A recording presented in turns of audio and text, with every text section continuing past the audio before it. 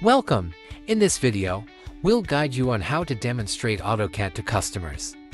Take down notes as you observe, so you can present the features clearly and apply them effectively. Let's get started! Okay, so demo ko lang sa inyo sir yung AutoCAD natin using this unit. Unang step gagawin natin para mapakita ko sa inyo, number 1 is iset natin yung cooling system nya. So click natin tong Predator logo dito sa side. So set lang natin siya into max mode para nakakatulong kasi ito para ma-boost yung performance ng CPU and GPU natin. So kung hindi nyo makita, pwede rin yung i-search dito yung Predator Sense dito sa search bar. Ayan. Okay, pero nandito naman siya commonly sa left side. So once na naset na natin yung cooling system po, next na gagawin natin, i-open natin yung MSI Afterburner. Ito naman sir is para ma-measure yung performance ng AutoCAD. Ito yung magiging measurement natin. So may makikita kayong logo dito, parang settings logo. So click nyo lang to and then click nyo yung monitoring. So once na na-click nyo yung monitoring, i-set lang natin yung ano nya, yung gusto natin lumabas sa screen. So ang gusto ko lang ipakita dito na lumabas sa screen is yung FPS. Okay, so alisin mo na tong CPU, i-click ko lang tong InOSD, tapos itong show, yan, check ko lang siya, mawawala siya dito. Ibig sabihin, pag walang InOSD, hindi siya lalabas dito sa screen. So remove ko lang tong other na mga naka InOSD para hindi na sila makita. Ang gusto ko lang makita yung frame rate. Okay, yung frame rate, tapos yung frame rate average. Sila lang yung naka InOSD na makikita natin dyan. And then ilabas natin yung temperature ng GPU. Ayan o, naka InOSD siya. So para ma-click nyo yung InOSD, kiklik nyo lang yan, tapos show. So kung gusto nyo magkaroon nyo ng InOSD, click nyo lang tong, i-highlight nyo lang siya, tapos punta nyo dito, show in on-screen display, lalabas na siya dito.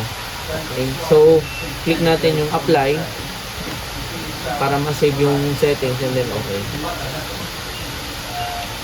So nabuksan na natin yan. Next na gagawin natin, i-open na natin yung AutoCAD na application.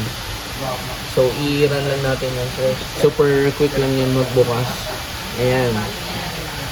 So makikita mo dito sir yung FPS kanina na sinet natin and then yung temperature.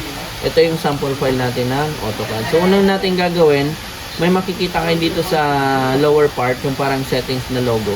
Ito. So click lang natin to, i-check lang natin yung 3D modeling.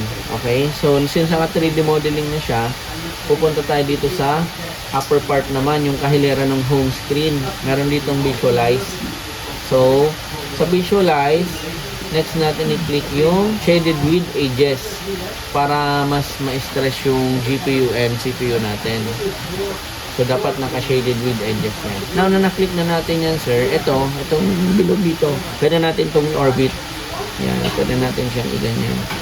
Orbit itong bahay and then pwede natin yung i-zoom in.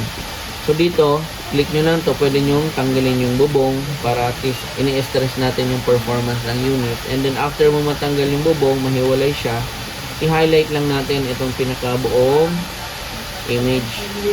Para lahat yan yung i-render natin gamit si AutoCAD. Ayan. So i-highlight lang natin yung buo para mas mabigat yung nire-render niya. Kasi kapag hindi yan naka-highlight, hindi ganun kabigat yung nire-render niyang file. So now, makikita mo sir, i-orbit natin siya gamit itong bilog. Ikot-ikot lang natin yan. Makikita mo, napaka-smooth ng kanyang transition. Yan yung AutoCAD natin. Yan yung sample file na bahay. So i-ano natin siya, i-orbit or ikot-ikot para ma-stress yung GPU and CPU. Makikita mo yung ano niya sir, yung FPS pumapalo, yung average niya yan pumapalo ng 26, 28, 30. So ganun kaganda yung unit natin in terms of AutoCAD. Ayan po, napaka-smooth ng transition. So yung FPS pumapalo ng almost 20. Yan o. So, the higher FPS kasi, mas smooth yung rendering ng bahay natin. Okay. Yan sir, so kayang-kaya na nitong unit yung AutoCAD natin. If you have questions, you may coordinate directly with your trainer. Thank you.